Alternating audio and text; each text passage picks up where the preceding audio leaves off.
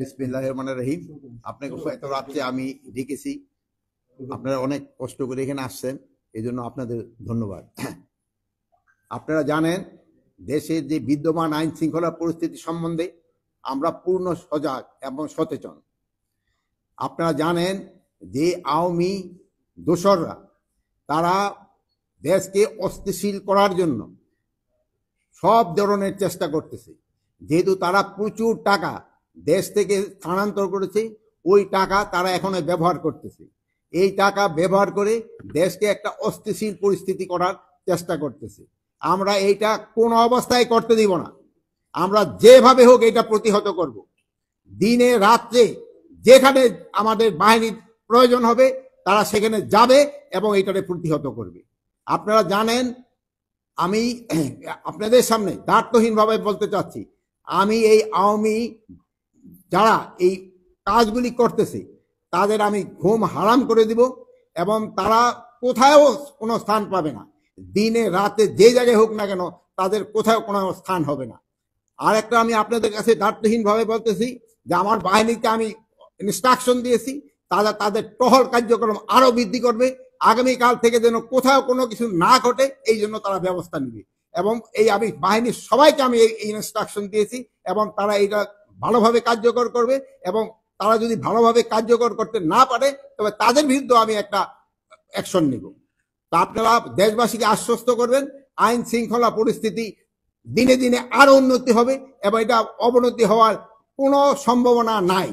এবং দেশকে যারা অস্থিতিশীল করার চেষ্টা করতেছে তাদের কোনো অবস্থায় আমরা ছাড় দিব না। এই আওয়ামী দোসরদের আমরা কোনো অবস্থায় ছাড় দিব না। তাদের কাছে প্রচুর টাকা আছে, এই টাকা তারা বিভিন্ন জনের মধ্যে বিভিন্ন ভাবে ছড়াচ্ছে এবং দেশে একটা অস্থিতিশীল পরিস্থিতি চেষ্টা করতেছে, কিন্তু তারা কোনো অবস্থায় সাকসেস হবে না। এবং আমরা যেভাবে হোক আইন শৃঙ্খলা পরিস্থিতি দিনে দিনে উন্নতি করতে থাকবো এবং এই যে ডেভিল হান্টের মাধ্যমে আমাদের কার্যক্রম অব্যাহত থাকবে এবং এই সন্ত্রাসীরা কোথাও কোনো জায়গায় ঘুমাতে যেন না পারে বা বসতে যেন না পারে, দাঁড়াতে যেন না পারে, এই ব্যবস্থা আমরা করব। মাননীয় উপদেষ্টা, আপনি কি শেষ হয়েছে? আমরা প্রশ্ন করবো। হ্যাঁ বলেন। আচ্ছা, আপনি জানেন কি আজকেও দুটি ছিনতাইয়ের ঘটনা ঘটেছে এবং একজনকে একেবারে ওপেন ভাবে 4টি গুলি করে তার থেকে 160 ভরি স্বর্ণ ছিনতাই করার ঘটনা ঘটেছে।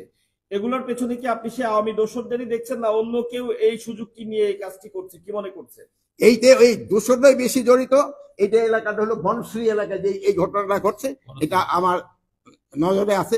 এখানে ওই জায়গায় যে আমার আইন শৃঙ্খলা বাহিনী যারা লোক আছে, আমি তাদেরও যদি কোনো গাফিলতি থাকে আমি তাদেরও আইনের আওতায় আনবো।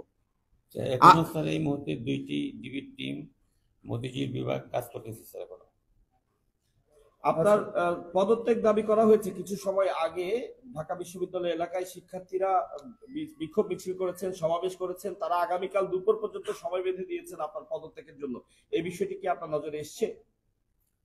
এই আমার এই পদত্যাগের ব্যাপারে আজকে তো প্রথম না, মানে তারা আমার যেই কারণে পদত্যাগ করতে বলে ওই কারণগুলি যদি আমি উন্নতি করে নিতে পারি তো তার কোনো পদত্যাগের প্রশ্ন না। তারা চাচ্ছে আইন শৃঙ্খলা পরিস্থিতি উন্নতি। আমি আইন শৃঙ্খলা পরিস্থিতি যেন উন্নতি হয় আমি এই ব্যবস্থা করতেছি এবং এই আইন শৃঙ্খলা পরিস্থিতি আগের থেকে অনেক উন্নতি হয়েছে এবং এটা আরো উন্নতি হতে থাকবে। একটু ডেভিল হান্টের অপারেশনের পর থেকে এখন পর্যন্ত প্রায় 8,500 গ্রেপ্তার হয়েছে আমরা দেখেছি। তারপরে আপনাদের একজন ঊর্ধ্বতন কর্মকর্তা কিন্তু বলেছে চাঁদাবাজি কমে গিয়েছে কিন্তু ছিনতাই চুরি বাড়ছে, যেটা প্রতিনিয়ত আমরা রাতে দেখি। এখন যাদেরকে গ্রেপ্তার করা হলো তা আসলে তারা কারা? আর এই যে রাতে প্রতিনিয়ত যে ঘটনা ঘটছে, শুধুমাত্র রাতেই নয় সারা দেশেই ঘটছে অপ্রীতিকর ঘটনাগুলো, তাদেরকে কেন গ্রেপ্তার করা হচ্ছে না? আপনি গ্রেপ্তার কিন্তু করা হচ্ছে, বা যে পরিমাণ গ্রেপ্তার করা উচিত হয়তো সেই পরিমাণ হয়তো হচ্ছে না। যেমন ধরেন এই বাসে ডাকাতির জন্য কিন্তু অলরেডি 3 জনকে কিন্তু সাভার থেকে গ্রেপ্তার করা হয়েছে। গ্রেপ্তার হচ্ছে এবং গ্রেপ্তার এটা চলতে থাকবে। মাননীয় উপদেষ্টা, আমরা প্রথমে আসলে সশস্ত্র বাহিনীকে আসলে যতটা সক্রিয় দেখেছি, এখন আসলে হয়তোবা ওই উপস্থিতিটা আসলে দেখতে পাচ্ছি না। যে সেনাবাহিনীর প্রথম দিকে যে অভিযানগুলো ছিল, বিশেষ করে পরে নতুন সরকার আসার পরে শুরুর দিকে যে অভিযানগুলো ছিল, এখন আসলে এই মানে ব্যবধানটা কেন, আসলে পার্থক্যটা কেন? এটার সাথে একটু যোগ করতে চাই, রাজুতে যে যেটা উত্থাপন করা হয়েছে আপনার পদত্যাগের সাথে, বলা হচ্ছে যে সেনাবাহিনীর যে ম্যাজিস্ট্রেট পাওয়ার দেওয়া হয়েছে সেটা কি মানে পুরোপুরি কাজ করছে?